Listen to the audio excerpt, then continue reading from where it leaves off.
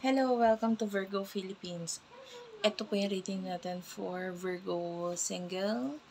Take only what resonates. Bale, hindi ito magre-resonate sa lahat, unfortunately. Kung hindi mag-resonate sa'yo, okay lang. May mga next readings pa naman tayo. Kung gusto mo, check mo na lang yung ibang readings natin. But anyway, inakalagay naman sa title if for Virgo singles. Mostly kasi ng ginagawa kong reading is for love. But anyway, this is for Virgo single.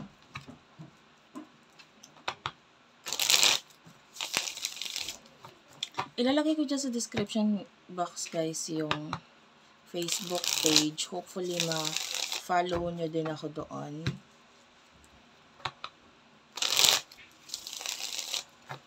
Let's start for the sign of Virgo. Yeah, this is you, the Hermit. Virgo. Three of Cups. And the Two of Wands.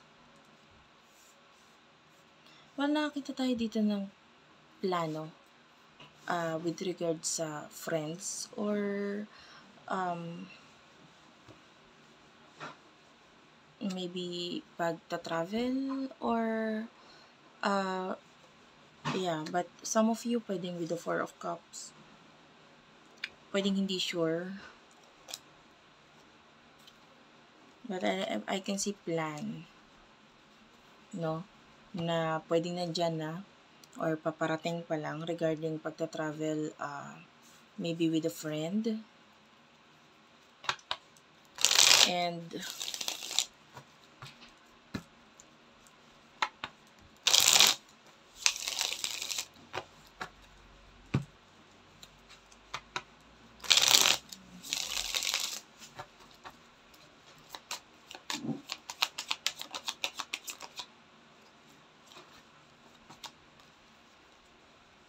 Death card and Four of Wands is here.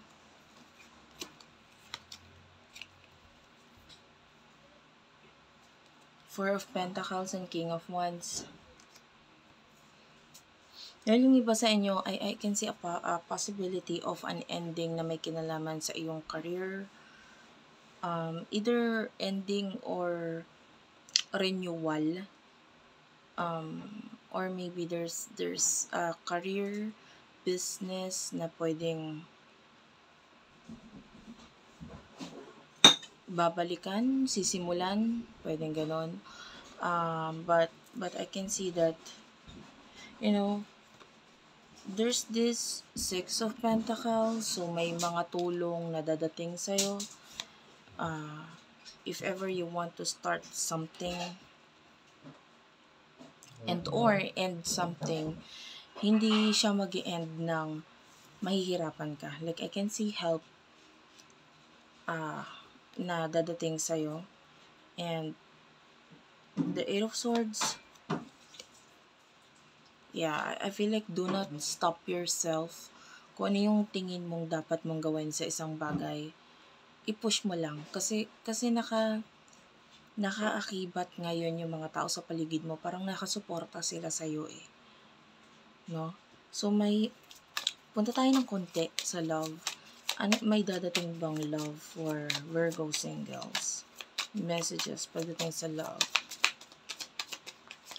For Virgo singles, the Two of Pentacles is here. The Chariot and the Star.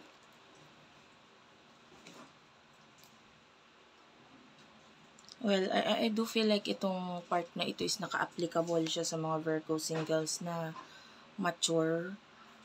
But sabihin na natin mature pero immature at the same time.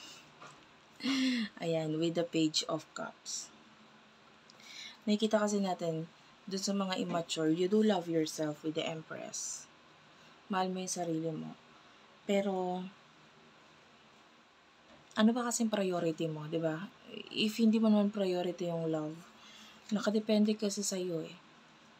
So, The Two of Pentacles, this is you. Kung ano yung priority mo. And with the Chariot, if you do like to have a relationship or connection with the Chariot, kailangan mo rin, kumbaga, i-push or maybe gumawa ng actions towards that. Pero yung iba kasi sa inyo, ang focus is the Star. Yung mga pangarap nila, goals nila. So, with the Hierophant, I feel like this is yun na nagko-control sa situation mo, sa connections sa paligid mo. Kung hindi mo naman priority ang love, then I don't feel like there's relationship na paparating sa'yo. But kung ito yung papriority mo or itong gusto mo talaga mangyari, I feel like kasi you have love yourself enough eh. Tapos, kumbaga kung usaping mahalin mo sarili mo, etc., nandun ka na sa point na yun. Mahal mo sarili mo eh. Pero, are you ready? 'Di ba? Or gusto mo ba? Kasi kung hindi mo gusto, hindi ka naman din pinipilit, 'di ba? So, it's up to you. Pero kung gusto mo, then, I can see kailangan mo rin maglagay ng actions towards this. In order for you na ma-welcome yung love, minsan kasi hindi naman yun kusang dadating. 'Di ba? Yung sabi, kusa na madadating yung love. Lalo na kung nasa may edad ka na ha, sabi ko nga, pwedeng you are already matured.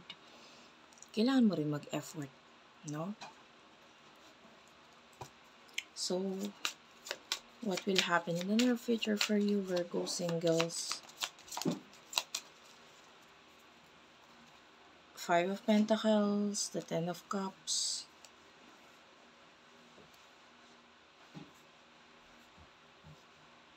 I can see some kind of an ending na may kinalaman sa excuse me. Maybe ending na may kinalaman sa family. The Five of Pentacles, I can see, I don't know, it feels like part of your family member is pwedeng mamoblema na may kinalaman sa pera.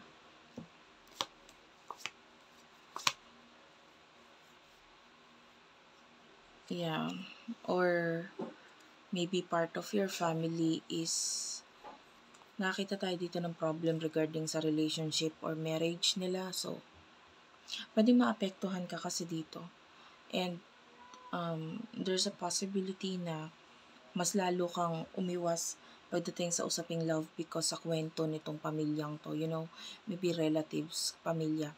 And then, there's an issues regarding family relationship nila na magiging dahilan na, wait lang, parang ayoko na din yata makipag-connect or makipagrelasyon kung ganyan lang din.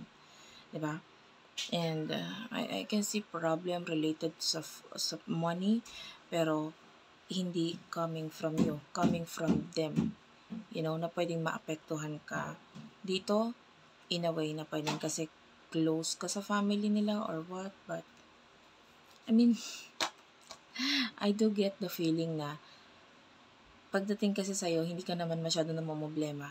Pero dahil doon, yung problema ng iba, pinoproblema mo din. Diba? So, yeah. The last message sa'yo is the Emperor. Continue on, you know, creating stuff or things for yourself. Ikaw ang mag-create, bubuo ng mga bagay na gusto mong mag-manifest sa buhay mo. And gawin mo lang yung mga bagay na gusto mo. Okay? So, thank you for watching. I love you all and bye-bye. By the way, don't forget ha, palike din ang Facebook page natin. Thank you.